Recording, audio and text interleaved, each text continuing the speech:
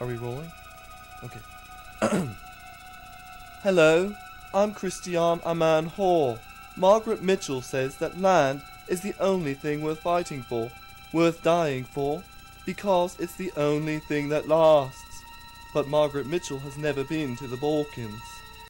This is Yugoslavia, a land torn apart by war. And this is US President Bill Clinton, savior of the Democratic Party and America's first black president. It's true, it's true.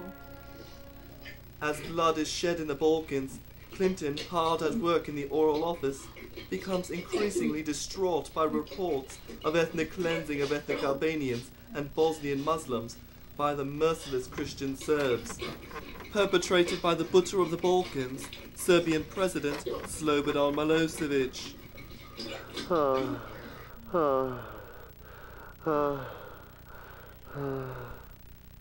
Occupied with matters concerning the hands-on training of White House staff, the president selflessly sends his own beloved wife, First Lady Hillary Clinton, to war-torn Bosnia. Embraced by Euro-trash diplomats and brainless peasants, Bosnia greets the First Lady with enthusiasm and hope for a better tomorrow, today. Clinton's message to all inhabitants of all ethnicities of Bosnia: I support each of your individual causes respectively, unless of course I don't, in which case you're fucked. I myself was present at the event and had the privilege of witnessing firsthand the extraordinary display of what I now fondly refer to as Hillary's humanity. But within moments Mrs. Clinton is ambushed by Serbian sniper fire. What the cowardly Serbs didn't count on was that Hillary would not back down from this fight. Putting her years of secret combat training to the test, Hillary demonstrates extraordinary courage under fire.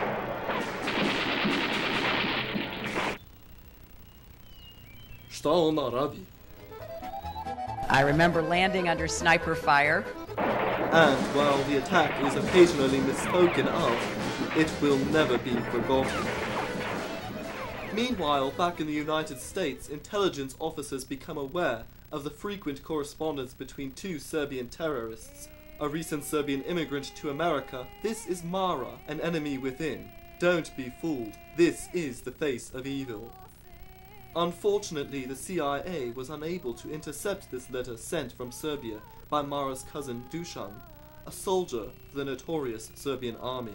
Dear Mara, everyone's complaining that our country gets smaller by the day, but I say, learn to look on the bright side. As gas prices go up and up, we pump less money into our gas tanks, as we have less land to drive across. Buy yourself some freedom. Buy a Yugo. Yugo. More freedom for less money. I miss you. See you soon. Ako Bog da, Dusan. See each other soon, they will not. Not if she can stop them. Meet Secretary of State Madeleine Albright. A woman of impeccable character, the newly Jewish Madam Secretary draws inspiration from some of her most esteemed historical figures as she lays out a plan of action to stop the evil Serbs dead in their tracks.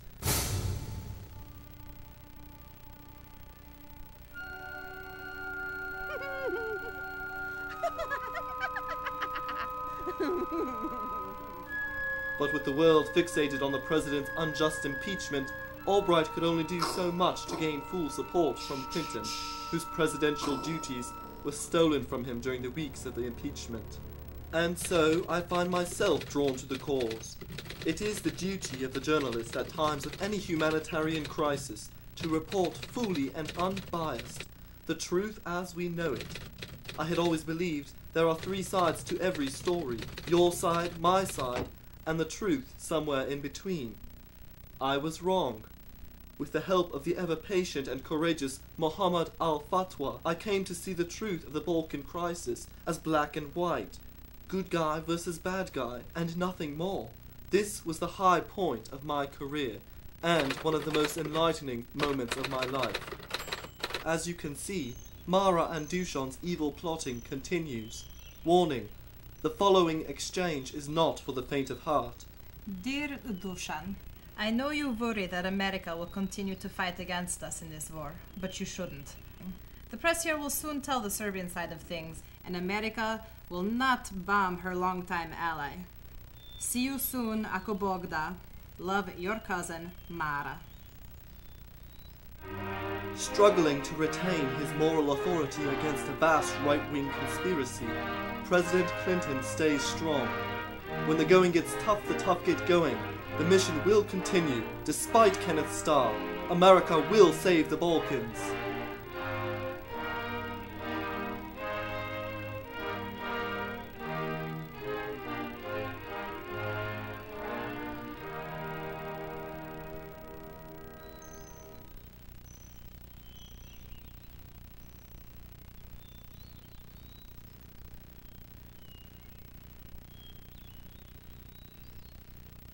As I was walking a ribbon of highway, I saw above me an endless skyway.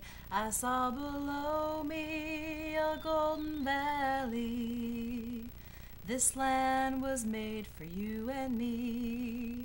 This land is your land, this land is my land. From California to the New York Island, from the redwood forest to the Gulf Stream waters, this land was made for you and me. I've roamed and rambled, I followed my footsteps to the sparkling sands of her diamond deserts, and all around me a voice was sounding. This land was made for you and me. This land is your land, this land is my land. From California to the New York Island, from the redwood forest to the Gulf Stream waters, this land was made for you and me. Madam Speaker, the bombing in Serbia must stop immediately. Serbia has never aggressed against the United States. Serbia is involved in a bloody civil war of which we should have no part, and have not declared war as the Constitution requires. And that makes this war both immoral and illegal. Not only has the bombing done no good, it has made the situation much worse and the world more dangerous. Serb troops are not dying, American troops are not dying, but innocent civilians are being killed by the hundreds on both sides. There are just too many uncanny accidents. The refugee problem, which was minimal before the bombing, is now catastrophic as a result. Congress should not fund this war, and if we do, we have become an accomplice. From Korea and Vietnam to Bosnia and Kosovo, we have permitted our presidents to wag the Congress, generating a perception that the United States can and should police the world. Instead of authority to move troops and fight wars coming from the people through a vote of their congressional representatives, we now permit our presidents to cite NATO declarations and UN resolutions. The president has already notified Congress that regardless of our sense of Congress resolution, he intends to do what he thinks is right, not what is legal and constitutional, only what he decides for himself. Our policy, whether it's with Iraq or Serbia, of demanding that if certain actions aren't forthcoming, we will unleash massive bombing as attack on them, I find reprehensible, immoral, illegal, and unconstitutional. How are you going to vote on impeachment? I'll vote for impeachment. For all 4 articles? Yes, unenthusiastically, because I think the charges are way too mild and not touching the issues that I would like to touch. That's what we should be addressing. But I wish the Congress would address the unconstitutionality of presidents waging war. That, to me, is a lot more serious than Monica Lewinsky, let me tell you.